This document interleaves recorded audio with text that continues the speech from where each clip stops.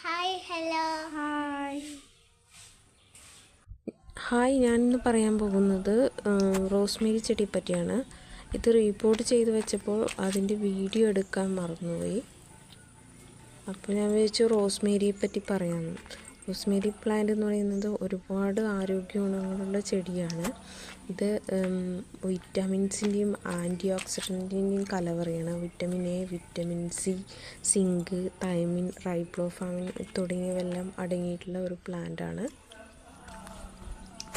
ഇതിന് നല്ല സുഗന്ധമുള്ളത് കാരണം തറ തുടക്കാൻ ഉപയോഗിക്കും. അതുപോലെ തന്നെ പെർഫ്യൂം ഉണ്ടാക്കാൻ ഉപയോഗിക്കും. കൊതുക് നാശിനിയാണ്. ഇതിൻ്റെ ഇലകൾ ചതച്ചിട്ട് വെള്ളത്തിൽ കലർത്തിയിട്ട് സ്പ്രേ ചെയ്യണം. കൊതുക് പോകുന്നതായിരിക്കും. ഇത് ഭക്ഷ്യയോഗ്യമാണ്. സാലഡുകളിൽ ഉപയോഗിക്കും, മീൻ പൊരിക്കാൻ ഉപയോഗിക്കും, ചിക്കൻ പൊരിക്കാൻ ഉപയോഗിക്കും. വെയിൽ ആവശ്യമുള്ള ചെടിയാണ്. മഴ കൊള്ളാനും പാടില്ല. വെള്ളമൊഴിക്കുമ്പോൾ സൈഡിലേക്കൂടെ മാത്രമേ വെള്ളമൊഴിക്കാൻ പാടുള്ളൂ.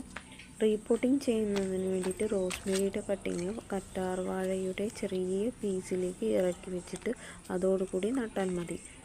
മഴക്കാലത്താണെങ്കിൽ ഡയറക്റ്റ് നട്ടാൽ മതി. ചെടി പിടിച്ചു കിട്ടും. വെള്ളത്തിൽ മുളിപ്പിച്ചിട്ടും നടാവുന്നതാണ്.